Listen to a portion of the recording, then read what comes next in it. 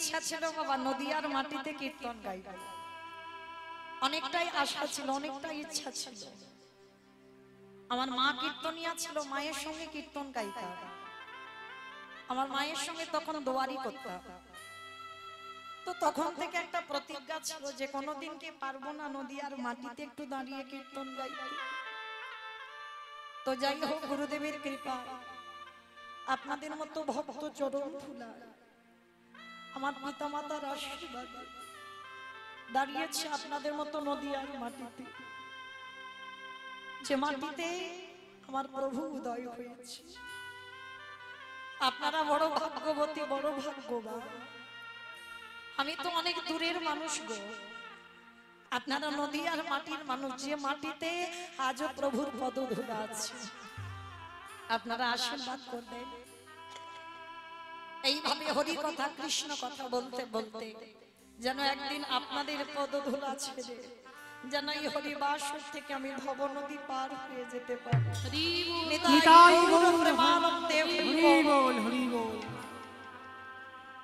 তো কীর্তনের প্রারম্ভে বাবা আগে আমার কমিটি দাদা ভাইদের একবার প্রণাম দিলাম। কেন?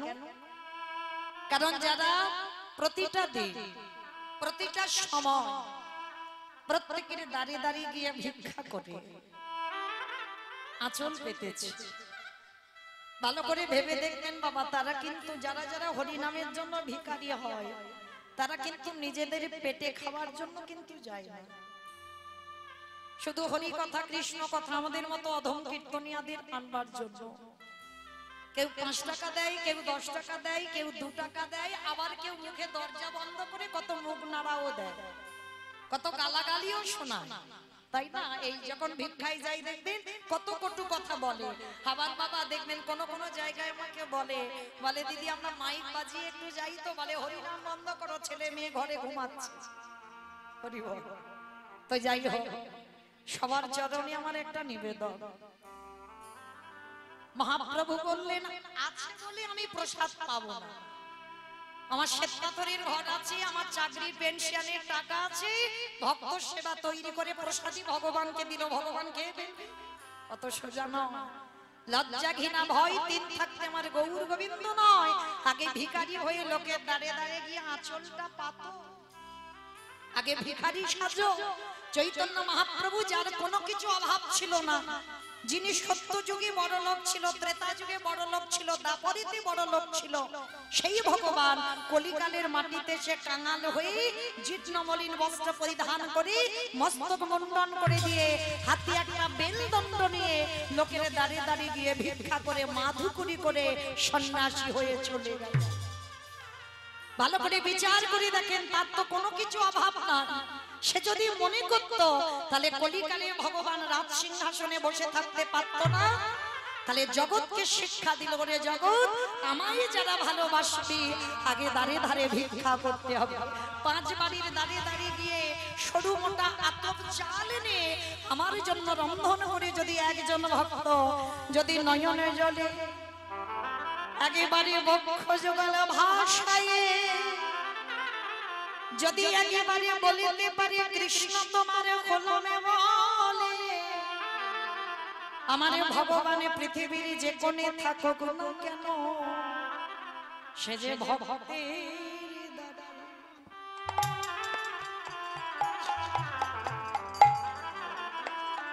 দাঁড়ে দয়ালে ছুটে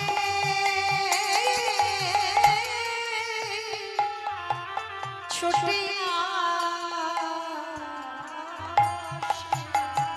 এই ভগবানের কৃপা বাবা সবাই পাই না গো, তাই সবার চরণে আমার একটা নিবেদন, হরি নামের জন্য যারা ভিক্ষায় যায় যেন কোনোদিন ভুল করে কটু কথা বলে ফেলো না, ভুল করে কোনোদিন ভক্ত অঙ্গে আঘাত দিও না।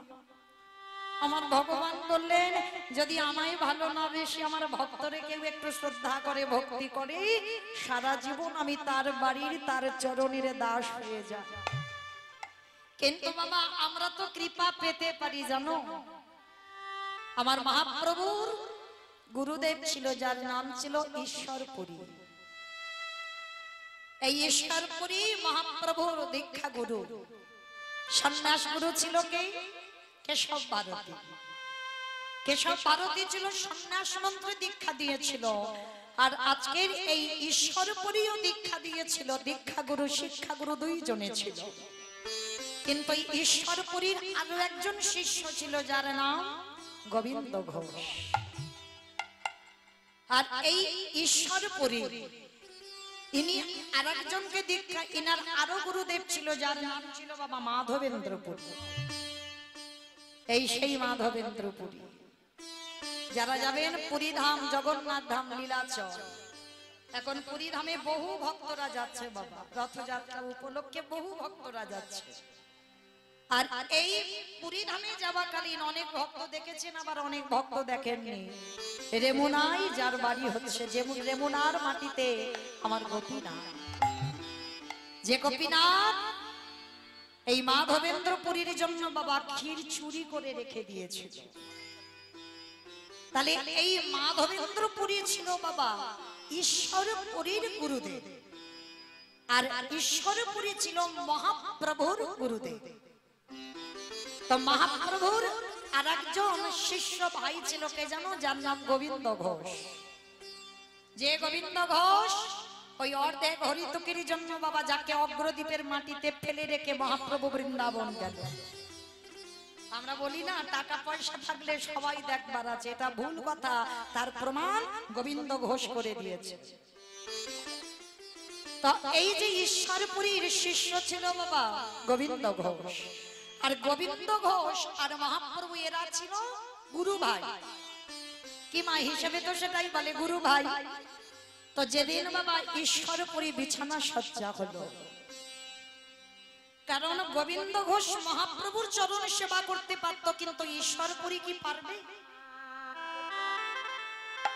কি বাবা গুরুদেব পারবে শিষ্যের চরণ সেবা করতে?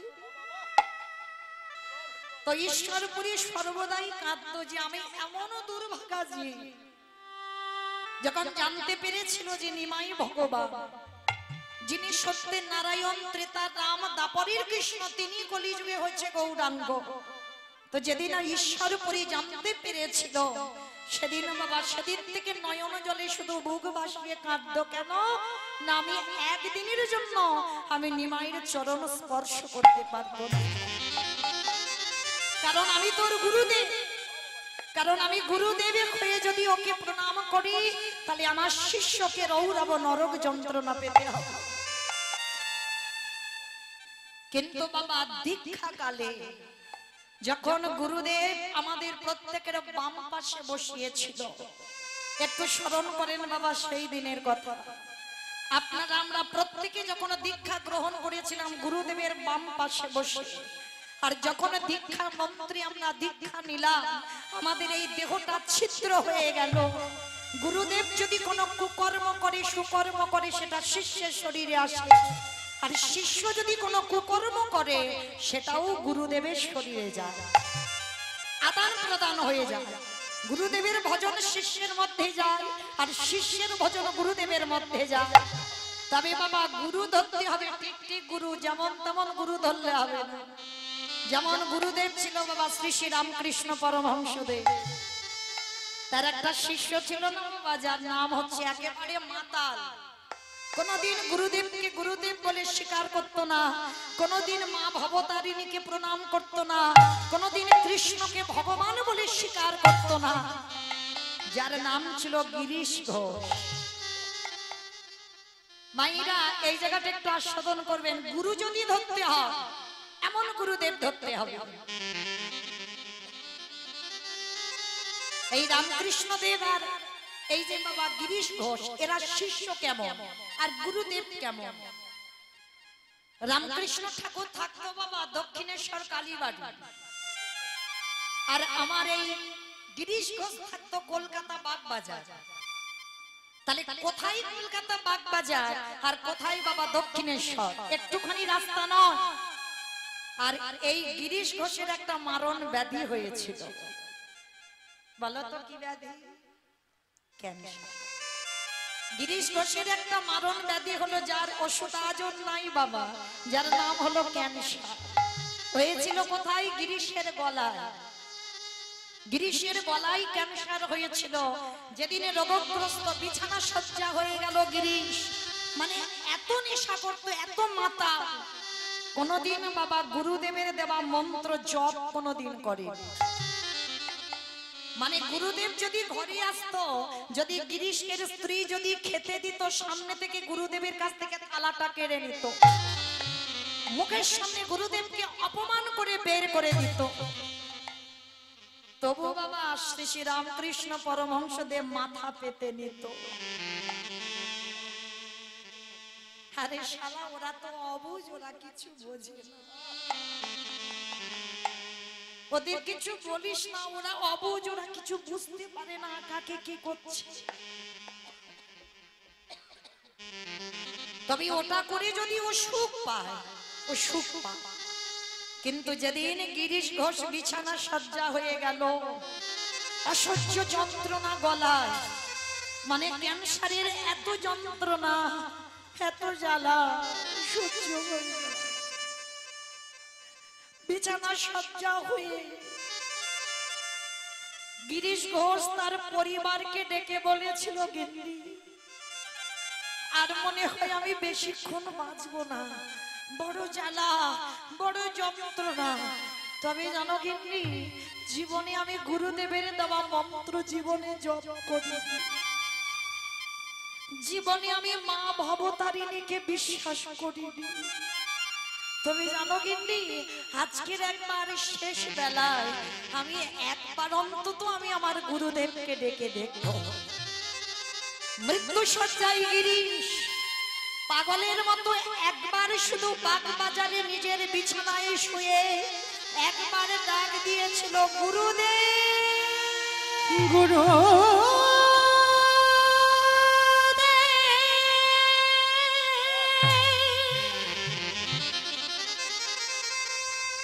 ওগো তুমি তো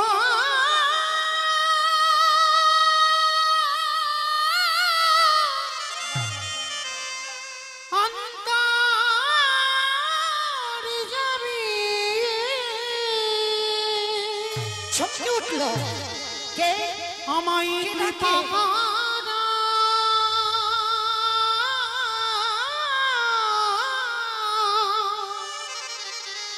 একেবারে করুণা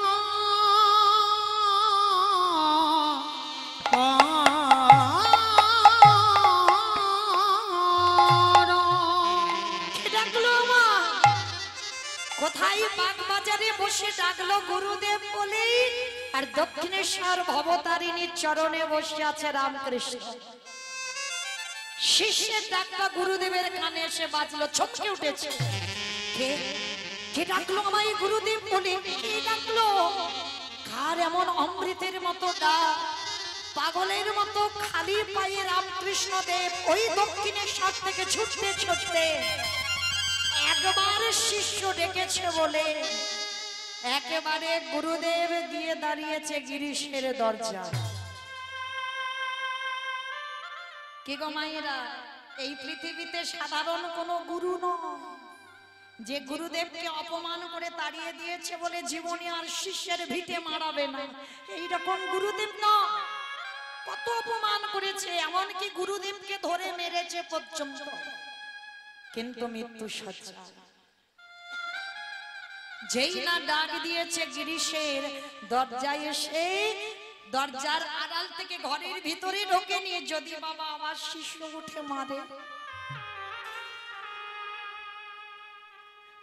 দরজার আড়াল থেকে ডাকছে, গিরিশ,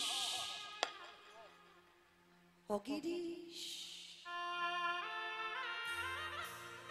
বিছানা সজ্জায় আছে গিরিশ। কে ডাকলো?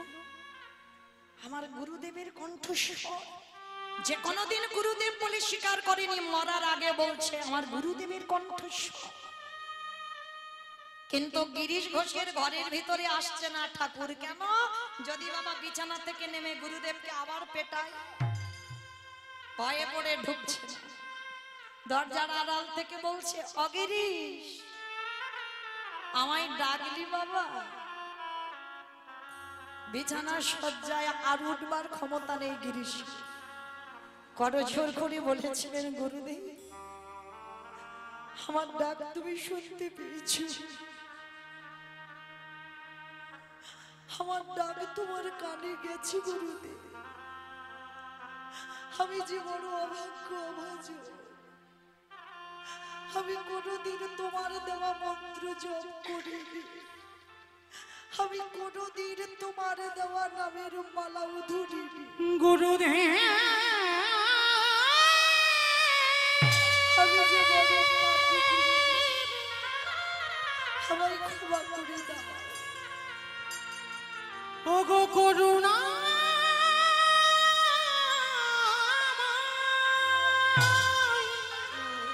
ক্ষমা করে দাও গুরুদেব। এবারে আমার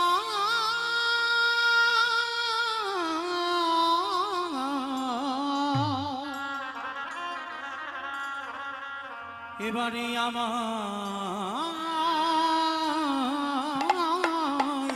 কৃপা করো।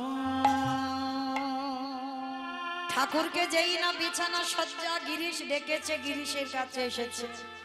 গিরিশ, আমায় ডেকেছিস গুরুদেব? আর আমি বেশিক্ষণ বাঁচবো না গুরুদেব, যাবার সময় একবার তোমার দেওয়া মন্ত্র আমি জপ করতে চাই, আর যাবার সময় একবার তোমার দুটো চরণ ধুলো আমি নিতে চাই। এই শালা, ঠাকুরের বই যারা পড়বেন, ঠাকুর সবাইকে শালা শালা বলতো। কোন শালা? বউয়ের ভাই শালা না, পাঠশালা না, গোশালা না, তাহলে কোন শালা? শা মানে মুক্তি, লা মানে নৌকা। যে মুক্তির নৌকাতে ঠাকুর পারাপার হবে। নিতাই গৌর প্রেমানন্দে। সবাইকে শালা শালা বলতো। গিরিশকে বলেছিল, এই শালা, তুই কি মনে করলি তোর এখন যাবার সময়? শোন, তুই হলি নাট্যাচার্য গিরিশ, তোর নাটক সমাজে চলবে, আর তোর নাটক যখন সমাজে চলবে তা শুনে সমাজ শিক্ষা পাবে, জানিস গিরিশ? আর আমার বেঁচে থাকার প্রয়োজনীয়তা নেই। দে তোর ওই ক্যান্সারটা তুই আমার দে তো বাবা, তোর ওই ক্যান্সারটা তুই আমার দে। কি বাবা ঠাকুর দেখাতে পারবেন এমন শিষ্য, এমন গুরুদেব জগতে আছে? ঠাকুর দুটো হাত পেতে বলছে, দে তোর ওই ক্যান্সারটা আমার। গিরিশ ঘোষ চমকে উঠল, না ঠাকুর না, তুমি এটা কি বলছো? আমার গলার ক্যান্সার আমি তোমায় দেবো কি করে? হয় রে হয়, হয়। আমি তোর গুরুদেব, আমি যখন তোকে দীক্ষা দিয়েছিলাম আমার দেহ তোর দেহ হয়ে গেল, তোর দেহ আমার দেহ হয়ে গেল। তা দে। ওরে তুই আমায় ভালো না বাসিস, আমি তো তোকে ভালোবাসি, দে। যেই না ঠাকুর গিরিশের গলার দিকে তাকিয়েছে, গিরিশের গলা থেকে ক্যান্সারটা উঠে রামকৃষ্ণ দেবের গলায় বসে। একটা দৃষ্টিতে শিষ্যের অসুখ গুরুদেবের শরীরে চলে এলো। যার জন্য রামকৃষ্ণ দেব যখনই ভবতারিণীকে যখনই পূজায় বসতো, কোনোদিন মায়ের চোখে আর চোখ দিত না। একদিন মা ভবতারিণী, আমার ছিন্ময়ী মা মৃন্ময়ী, ওই মা এসে বলেছিল, আরে রামকৃষ্ণ, তুই প্রতিদিন আমায় পূজা দিস, প্রতিদিন আমার চোখের দিকে তাকাস, কিন্তু কয়েকদিন হলো দেখছি তুই আমার চোখের দিকে তাকাচ্ছিস না, কেন রে বাবা? কথাটা শুনে রামকৃষ্ণ দেব বলেছিল, মা, আমি যদি তোর চোখের দিকে তাকাই, আমার এই মারণ ব্যাধিটা যদি তোর হয়ে যায়, আমি কষ্ট পাবো, আমি দুঃখ পাবো, আমি ব্যথা পাবো, কিন্তু আমার মা যেন ভালো থাকে, আমার মায়ের যেন কিছু না করে। এই কে বলেছে তোর ওই ব্যাধিটা আমার হবে? তাহলে এরাই হলো বাবা গুরুদেব, আর এরাই হলো শিষ্য। তাহলে গুরু চরণ যদি ধরতে হয়, এই রকম গুরু চরণ ধরো। মহাপ্রভু গুরুদেব ছিল বাবা ঈশ্বরপুরী। তো ঈশ্বরপুরী এমন একজন গুরুদেব সর্বদাই কাঁদতো যেদিন মৃত্যু শয্যায় পড়েছিল ঈশ্বর পুরী। কেন কাঁদতো জানো? ওই গোবিন্দ ঘোষকে ডেকে বলেছিল, গোবিন্দ আমি এমন একজনের গুরুদেব হলাম যে কোনদিন আমি আমার ভগবানের চরণ ধুলা নিতে পারবো না, কারণ আমি তো নিমাইয়ের গুরুদেব, আর আমি যদি ওর পদ ধুলা নিই তাহলে আমার শিষ্যকে নরকে যেতে হবে। তবে গোবিন্দ আমি মরার আগে তোর উপরে একটা দায়িত্ব দিয়ে যাচ্ছি বাবা, কারণ আমার দেহ তো তোর দেহ, তুই আমার শিষ্য। অরে গোবিন্দ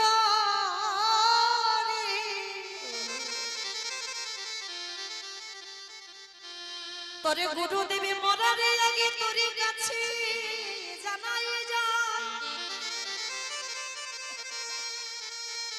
আমার মৃত্যুর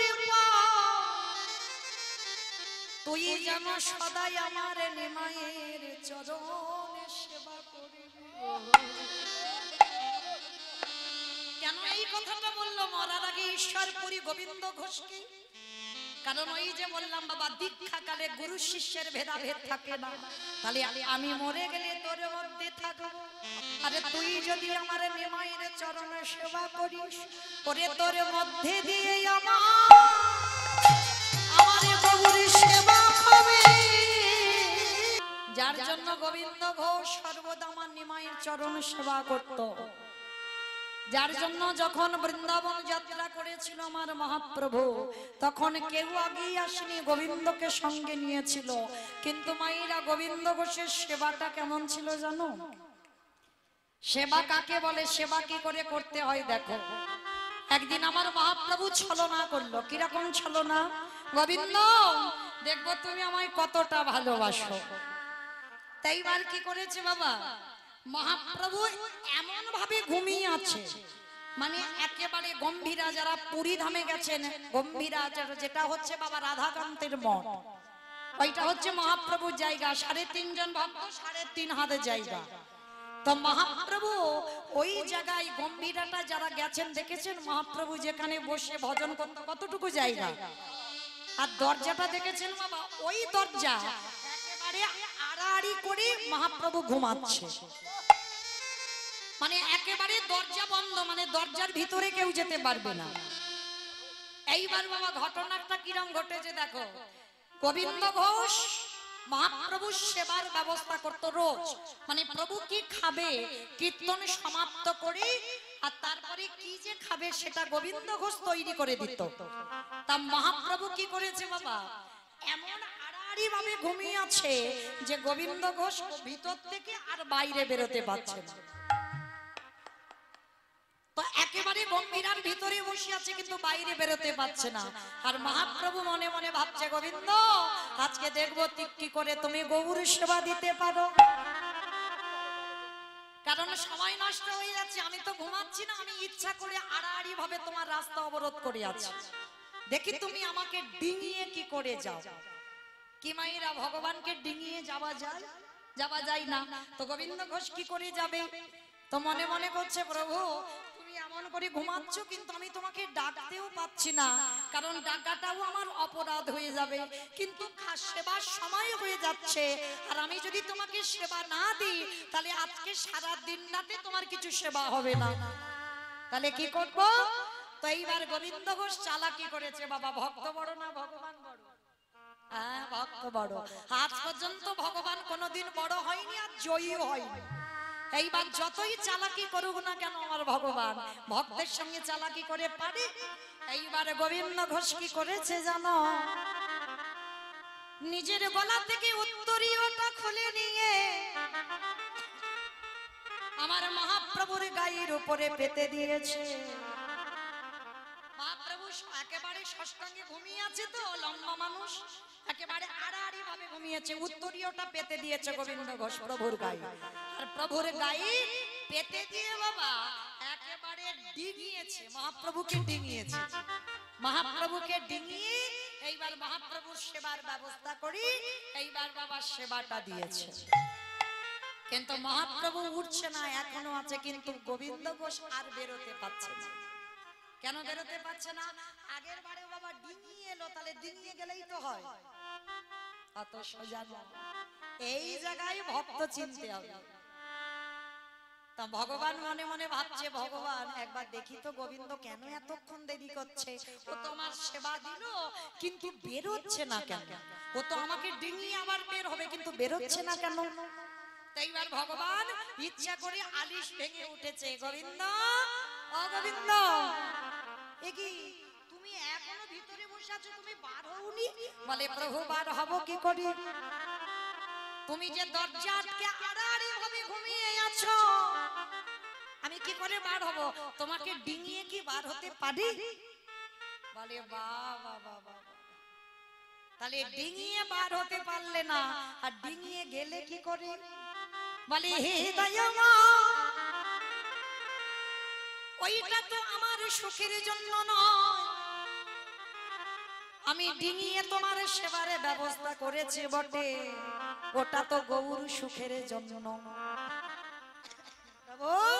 তাহলে তোমার সুখের জন্য যদি তোমাকে ডিঙিয়ে আমার পাপ হয়, আমি নরকে যেতে রাজি, কিন্তু হৃদয় আমার, এই আমার সুখের জন্য আমি ভালো খাবো বলে, আমি টাইমে খাবো বলে আমি তোমাকে ডিঙিয়ে যেতে পারি না, তাই তো মন্দিরের ভিতরে বসে রইলাম। কি মায়েরা বুঝতে পেরেছো কথাটা?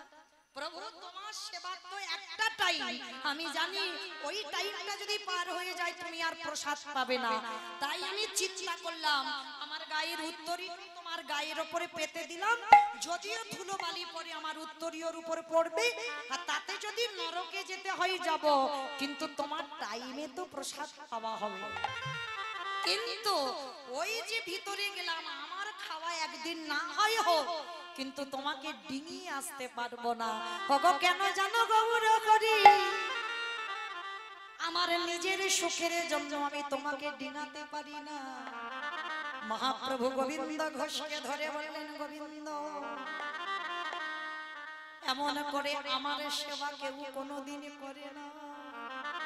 গোবিন্দ তখন কেঁদে বলেছিল, হৃদয় আমার, এ তো আমার সেবা নয়, আমার গুরুদেবী মরার আগে বলি গেল, ওরে গোবিন্দ, আমি মৃত্যুর পরে তোর মধ্যে প্রবেশ করলাম, তাই এইভাবে গুরুদেবের নিজের হাতে তোমার কাছ থেকে সেবা করে নিল। নিতাই গৌর হরি বল, হরি বল। এই হলো বাবা গুরু সেবা, এই হলো বাবা শিষ্য, এই হলো গুরুদেব। আর এইভাবে যদি কেউ ভজন সাধন করে, তারে অচিরে কৃষ্ণ কৃষ্ণ প্রাপ্তি হয় গো, ওই গুরু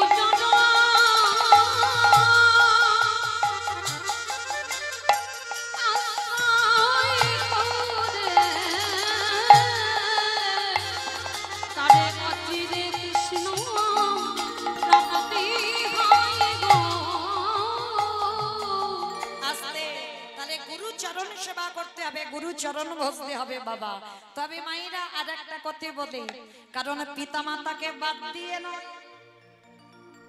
ভগবান ভাগবতে সুদামাকে ডেকে বললেন, ও সুদামা, এই জগতের সংসার মাঝে পিতা মাতা হলো প্রথম গুরু, শিক্ষা গুরু দীক্ষা হলো দ্বিতীয় গুরু, আর ভগবান বললেন আমি হলাম তৃতীয় গুরু। এই তিন গুরুকে যে সমানভাবে সেবা করে, তার অন্তিম সময়ে আমার কৃপা তাকে করে লাভে পড়তে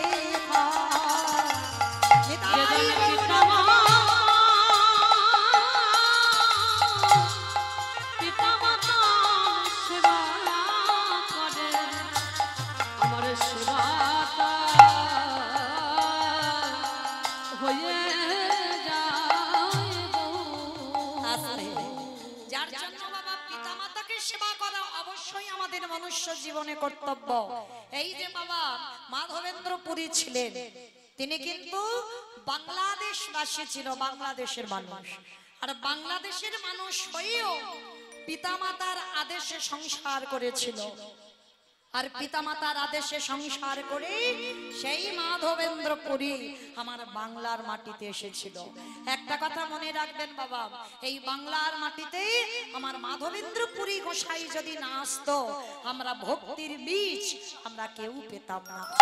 এই যে আমরা কৃষ্ণ বলি এত কাঁদি, এই যে আমরা গৌর বলি এত কাঁদি, এটা শুধুমাত্র হয়েছে আমার এই মাধবেন্দ্রপুরী গোসাইয়ের জন্য। এই মাধবেন্দ্রপুরী গোসাই কি গো, রেমুনার মাটিতে যারা যাবেন একবার বাবা ওই ক্ষীর একটু প্রসাদ পেয়ে দেখবেন। আমি পেয়েছি বাবা, ওই রেমুনার গোপীনাথের ক্ষীরের প্রসাদ আমি পেয়েছি, এত সুস্বাদু। হাজার জিনিস দিয়ে বাবা যদি তুমি এমন তৈরি করো, এইরকম ক্ষীর তুমি বানাতে পারবে। কারণ রেমুনার গোপীনাথের যে ক্ষীরের প্রসাদ হয়, এখনো বিক্রি হয় বাবা ক্ষীরের প্রসাদ। কারণ প্রতিদিন এই গোপীনাথকে 12টা করে ভোগ লাগানো হতো, 12টা করে মালসা। আর এই মাধবেন্দ্রপুরী বাবা এমন একজন গোসাই ছিল, কোনদিন নিজের যে খিদে পেয়েছে কারোর কাছে বলবে যে আমার কিছু খেতে দাও। অমায়েরা ভক্ত হলে হবে না, ভক্তের মতো ভক্ত হতে হবে। কিরকম গোস্বামী ছিল দেখো, কোনদিন নিজের খিদে পেয়েছে যে বলবে, এইটা কোনদিন কারোর কাছে বলতো না। তো শুনেছে বাবা রেমুনার মাটিতে এসে যে ওইখানে বাবা আমার গোপীনাথের ভোগ লাগানো হচ্ছে। কি ভোগ না ক্ষীরের ভোগ, যে প্রসাদের নামটা হলো অমৃত কেলি। এই অমৃত কেলি প্রসাদ। তো ভক্তরা বাবা সব সন্ধ্যাবেলায় হাজার হাজার ভক্ত যাচ্ছে দল বেঁধে। তা মাধবেন্দ্রপুরী একটা গাছের গোড়াতে বসে বলছে, ও ভাই ভাই তোমরা কোথায় যাচ্ছ গো?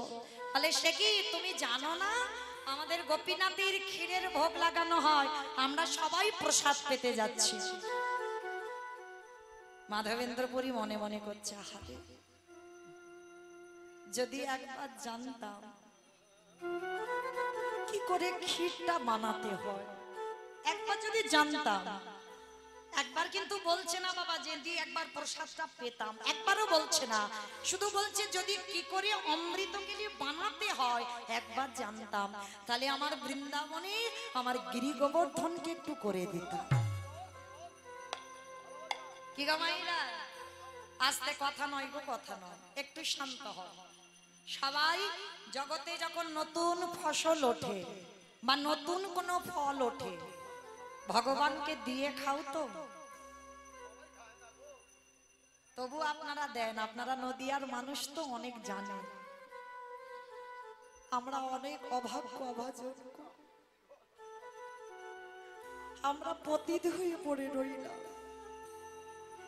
কিন্তু মনে রেখো মা, সেই বাজারে যে সবজি আগে উঠবে, যে ফল আগে উঠবে, চেষ্টা করবে নিজে খাবার আগে আমার গোবিন্দকে যেন আগে নিবেদন হয়।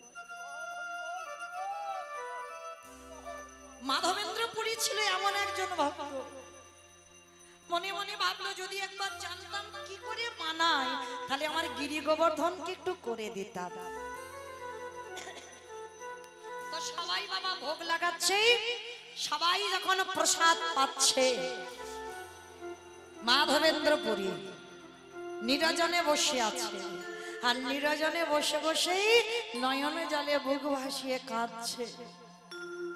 আর আমার গোপীনাথ থাকতে পারে গো, 12টা মালসার মধ্যে একটা মালসা চুরি করে, ঠান্ডার সময় তো চুরি করে ওই চাদরের ভিতরে একটা মালসা রেখে দিয়েছে।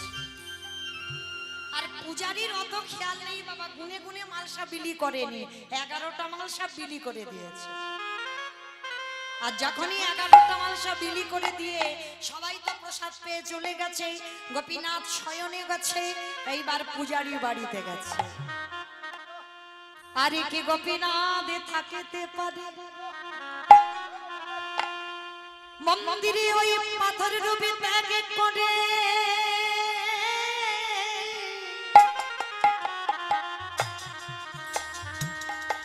ওই পূজারীর বিছানার পাশে গিয়ে আমার গোপীনাথ দাঁড়াইছে,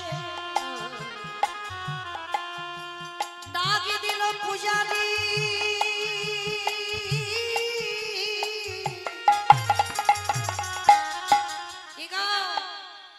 আজকে তুমি কটা মালসা দিয়েছো?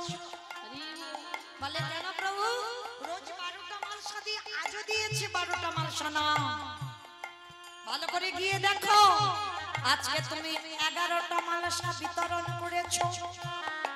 প্রভু আমি তো গুনে গুনে 12টা মালসা দিয়েছি। হ্যাঁ দিয়েছো, কিন্তু বিতরণ করেছো 11টা মালসা। আরে প্রভু আরেকটা মালসা কই? যাও একেবারে গিয়ে মন্দিরে দেখো, আমার চাদরের নিচে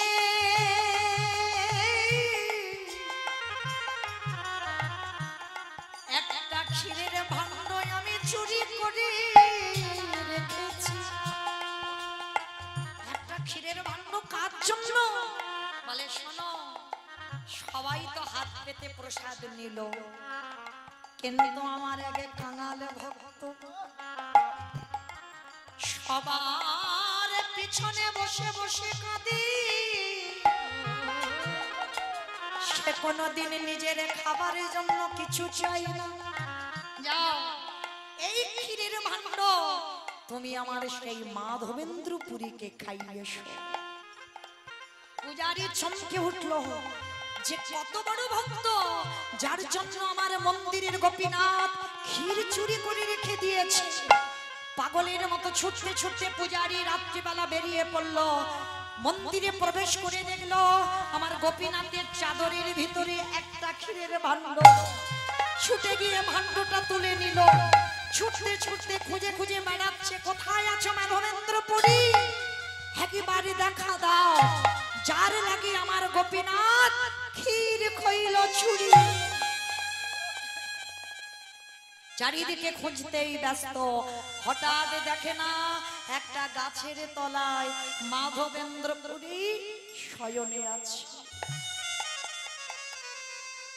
ঠান্ডার সময় ঠক ঠক করে কাঁপছে।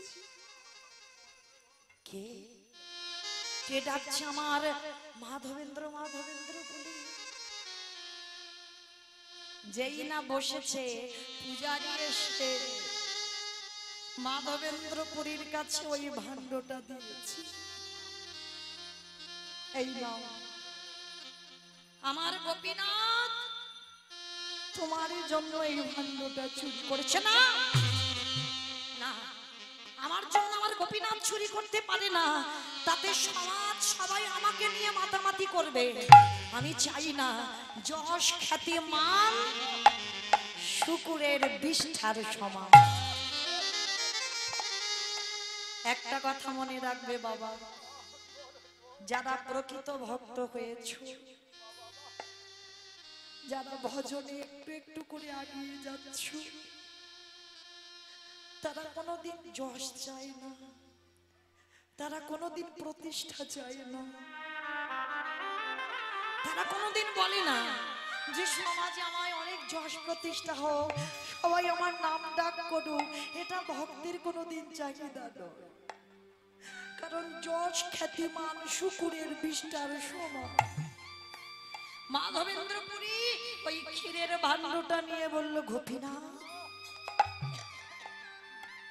তোমার এত কৃপা, তোমার এত দয়া, তুমি আমার জন্য ক্ষীর চুরি করেছো, তুমি আমার জন্য ক্ষীর চুরি করে জগতে তুমি চোর বদনাম নিলে। গোপীনাথ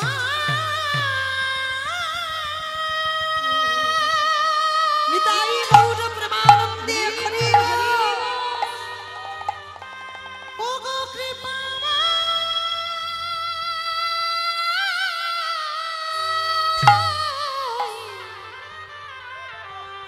ও গো করুণা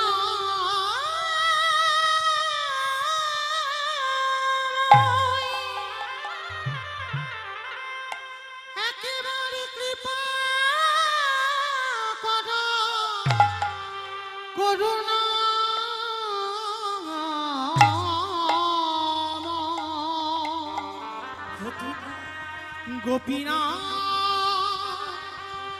ও গো গোপী গোপীনা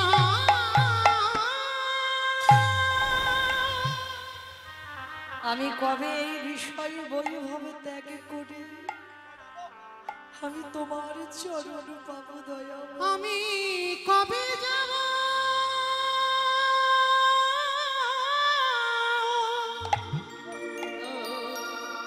বিষয় ছেড়ে ওই মধুর বৃন্দাবন।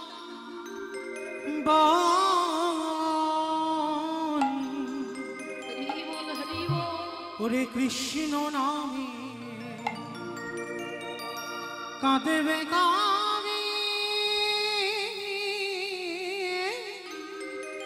আমার পোড়া মন।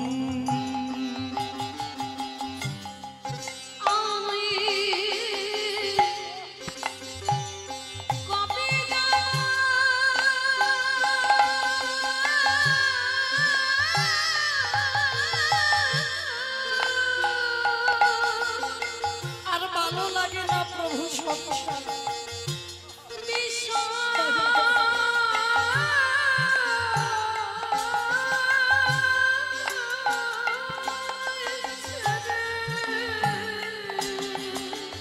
এবারে তুমি একবার তোমার করে দাও ওই মধু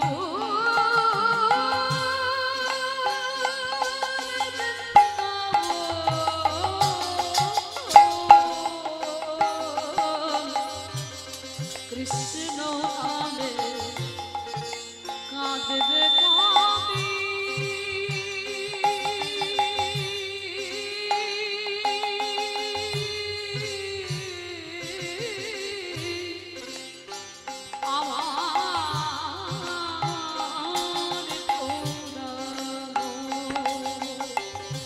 ওরে কৃষ্ণ নামে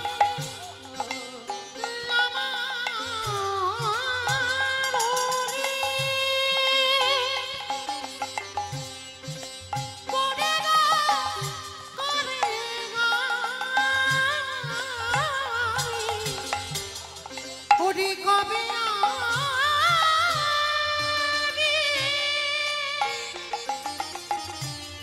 প্রাণ জুড়াবো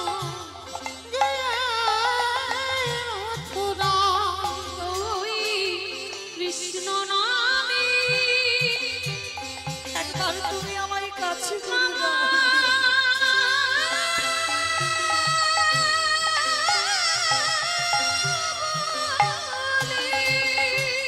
এই মায়াময়ের সংসার আর আমার ভালো লাগে না। তুমি তোমার করে দাও।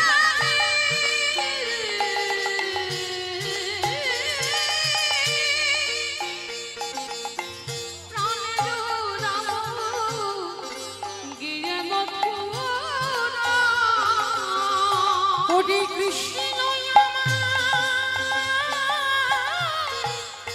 জীবন মরণ ওই কৃষ্ণ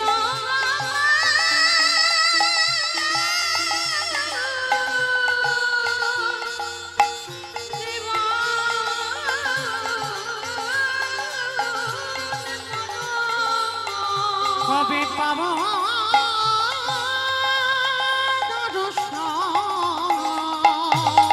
আই বাউরা করিবল করিবল। কাঁদবে কবি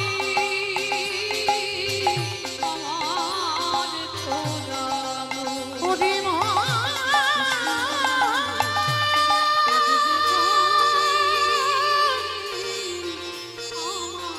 ওরে মা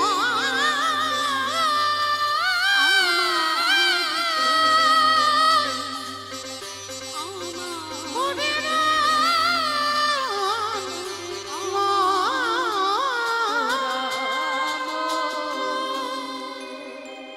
এই সেই মাধবেন্দ্রপুরী, যে মাধবেন্দ্রপুরীর জন্য আজকের বাবা রেমুনার গোপীনাথ ক্ষীর কইল চুরি।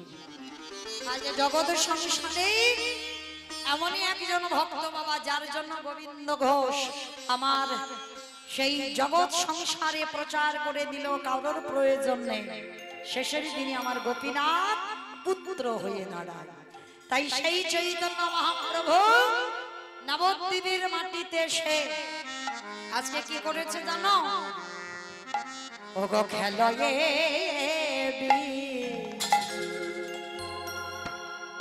বিনোদ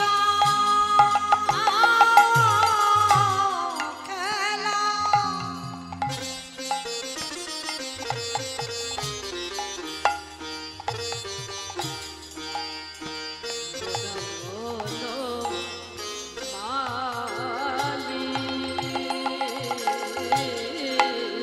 আজি খেলাই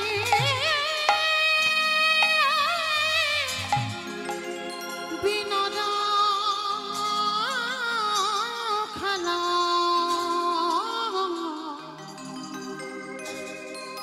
আমারে গোদাম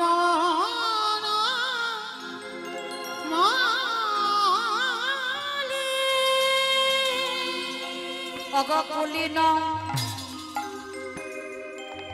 কি হাড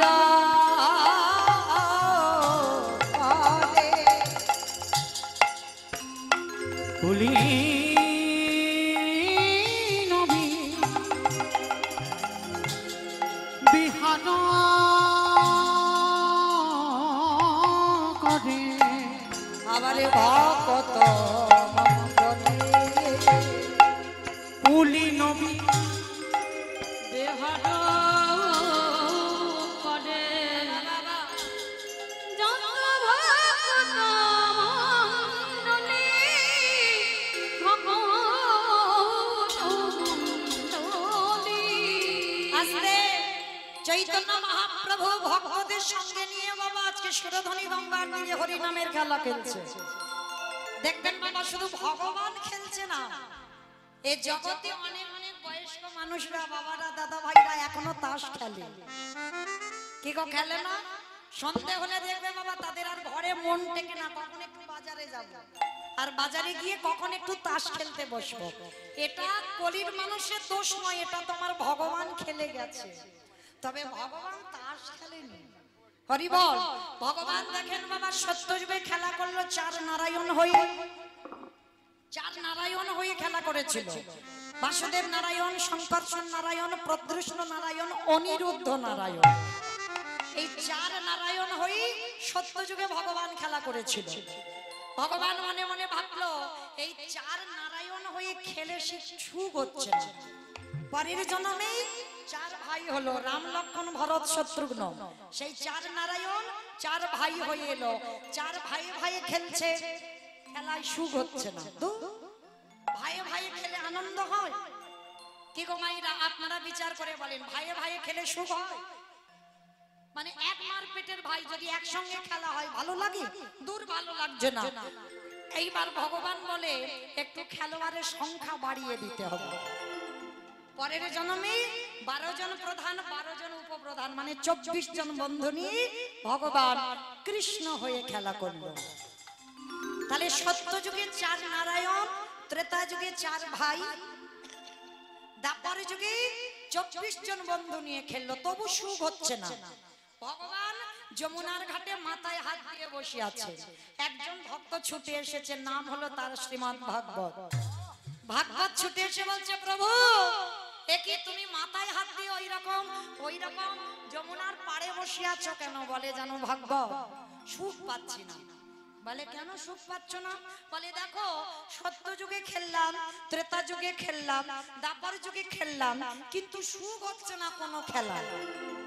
তা শ্রীমদ ভাগবত করে জোর করে বলে, প্রভু একটা কথা বলবো? বলো ভাগবত। আচ্ছা ঠাকুর, যে খেলায় শুধু মারামারি, কাটাকাটি, খুনোখুনি হয়, সেই খেলায় কি সুখ হয়? ভগবান বলে, বুঝতে পারলাম না, একটু খুলে বলো।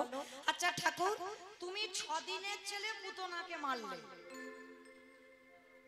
8 বছরের ছেলে কালিয়নাগকে দমন করলে, পুতনা রাক্ষসীকে বধ করলে, অকাসুর বাকাসুর মারলে, তৃণাবত্তাসুর মারলে, অরিষ্টাসুর মারলে, মানে শুধু মারামারি, কাটাকাটি, খুনোখুনি করে যাচ্ছ। তা তুমি যদি শুধু একে মারবো তাকে তাকে মারবো ওকে ধরবো এই মনোবৃত্তি হয় তাহলে কি খেলায় সুখ হয়? তা ভাগবত তুমি খারাপ বলনি ওই জন্য সুখ পাচ্ছি না বলে। হ্যাঁ ঠাকুর শুধু মারলে হবে না, মার খেতে শিখতে হবে। দেখবে মার খেতে যখনই শিখবে তুমি সেই খেলায় সুখ পাবে। বলে তাহলে ভাগবত কি করব? পরের জন্মে যাব, একটু খেলোয়াড়ের সংখ্যা অনেক বাড়িয়ে দেব। এলো কলিযুগ, আর কলিযুগে বাবা খেলোয়াড়ের সংখ্যা দেখেছো অগন্তি, কোন গোনাগাতি আছে? নারী পুরুষ ভেদাভেদ আছে। দেখো এখানে যদি যাত্রা হতো, ফাংশন হতো, মাঝখান থেকে বাঁশ বেঁধে দেওয়া হতো, একদিকে নারী একদিকে পুরুষ, কিন্তু এখানে দেখো নারী পুরুষ একাকার হয়ে আছে, তাই না? মানে জাতি ধর্ম নির্বিশেষে নারী পুরুষের কোনো ভেদাভেদ নাই। মহাপ্রভুর হরিনাম। কলিযুগে ভগবান করলো কি? খেলোয়াড়ের সংখ্যা বাড়িয়ে দিল। আর বাড়িয়ে দিয়ে এইবার ভগবান বললে আর আমি প্রতিজ্ঞা করলাম এবে অস্ত্র না ধরিব, প্রাণীকারী না মারিব, প্রেম দিয়ে চিত্ত শুদ্ধি করিল সংহার। নিতাই গৌর হরিব। আর মারামারি কাটাকাটি খুনোখুনি নয়, এবার প্রেম আর হরিনাম দিয়ে একটু উদ্ধার করব। ওই জন্য কি বলছে দেখো, বৃন্দাবনের খেলা ছিল মাঠে দৌড়া দৌড়ি, বৃন্দাবনে খেলা ছিল মাঠে দৌড়া দৌড়ে, বৃন্দাবনের খেলা ছিল মাঠে দৌড়া দৌড়ে, বৃন্দাবনে খেলা ছিল আই ঘটনা দেখে যা।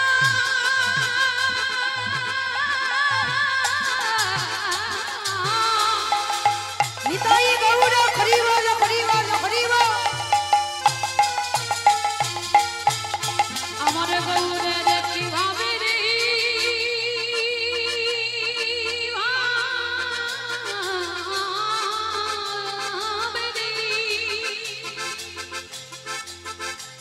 মাইরা উলুন ধ্বনি উলুন ধ্বনি। এই নবদ্বীপ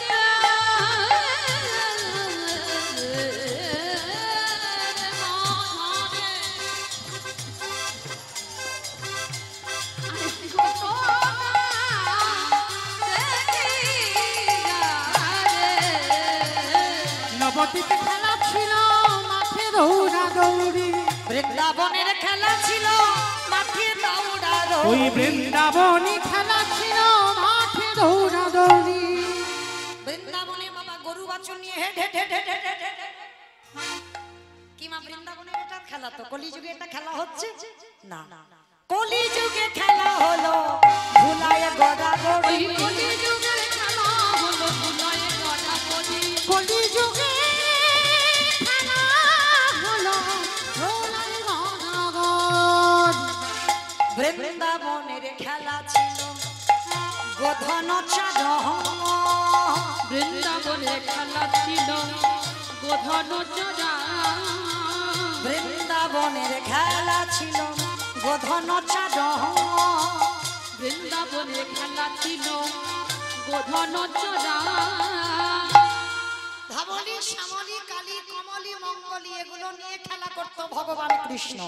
কিন্তু কলিযুগে খেলা হলো আর গরু বাছুর নেই, কি হচ্ছে? নাম সংকীর্তন। ওই কলিযুগের খেলা হলো নাম সংকীর্তন, ওই কলিযুগে খেলা হলো নাম সংকীর্তন। বৃন্দাবনের খেলা ছিল মুরলি বাদন।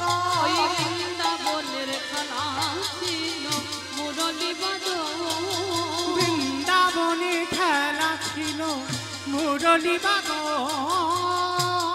কলিকালে খেলা হলো হরিনামেতে রোদন।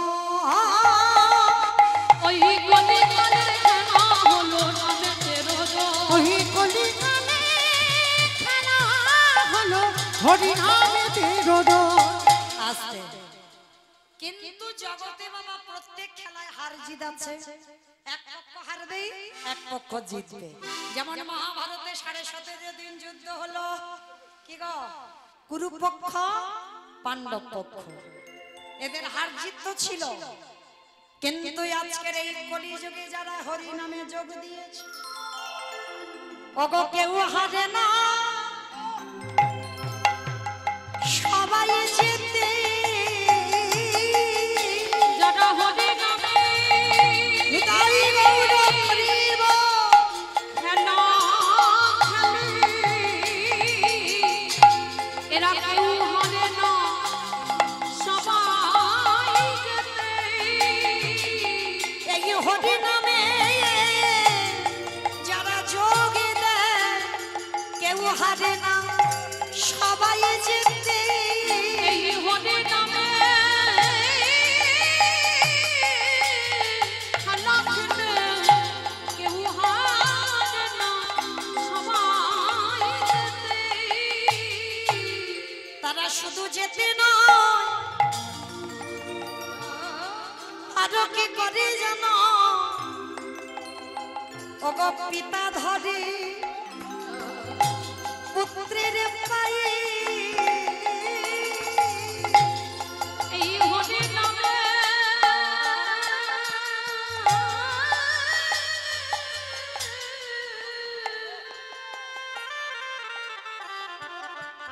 এই নামে প্রেমে মাতোয়ারা দেখো পিতা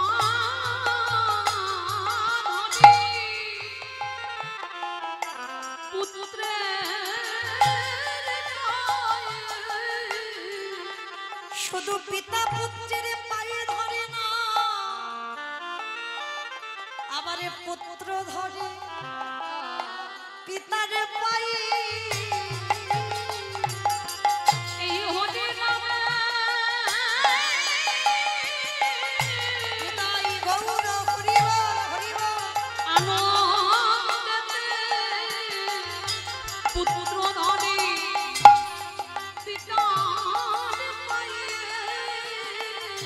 তারা একে অপরের জড়াই পিতা ধরে পুত্রের পায়ে তারা একে অপরের জড়াজড়ি হয়ে ওই পিতা ধরে পুত্রের পায়ে বলে একে অপরের হৃদয় ধরে ওই পুত্র ধরে পিতার পায়ে হা কৃষ্ণ তোমার হলাম বলি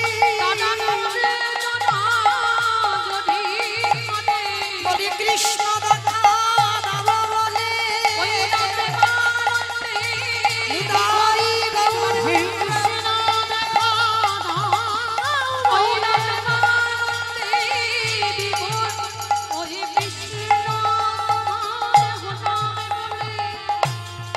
ধরে পুত্রের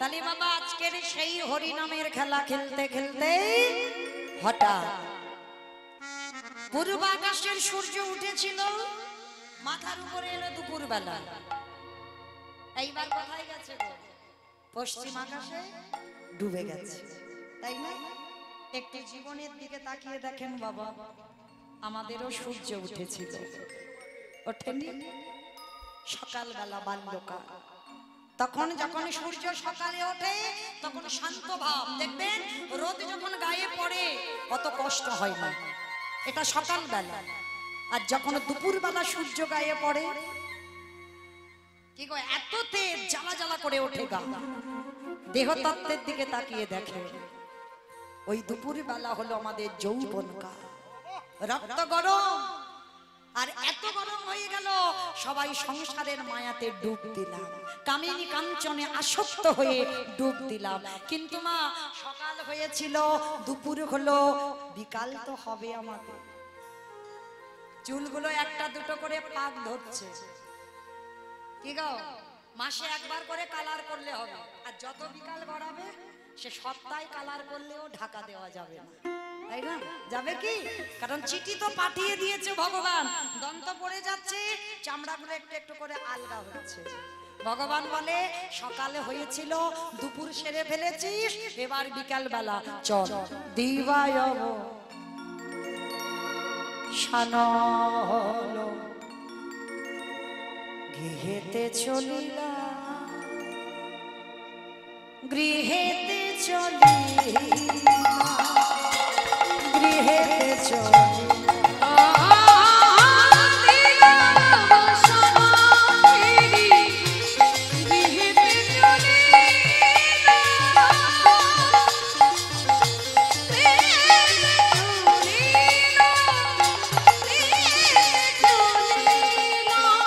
আস্তে দিনামণি ডুবে গেছে মা যেতে হবে ঘরে চৈতন্য মহাপ্রভু আজকে গদাধর অদ্বৈত কালা কৃষ্ণদাস বক্রেশ্বর সবাইকে ডাক দিয়েছে শ্রীবাস আর না আর খেলা ভাল লাগছে না সূর্য ডুবে গেছে মা বসে বসে কাঁদবে আমার জন্য পথপানে চেয়ে আছে চল দিবায় শানহ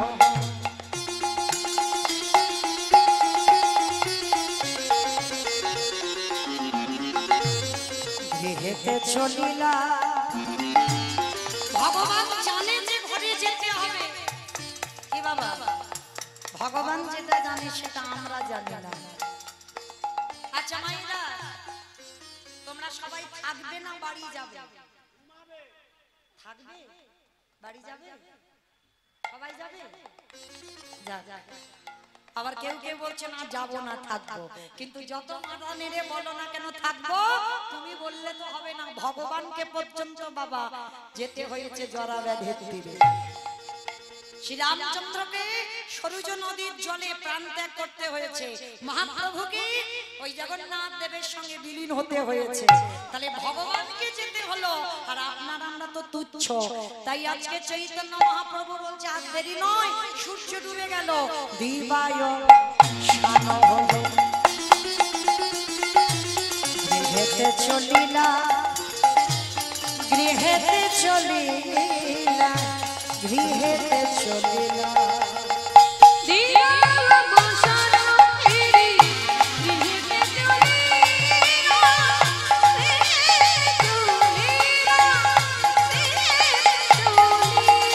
এবারে জননী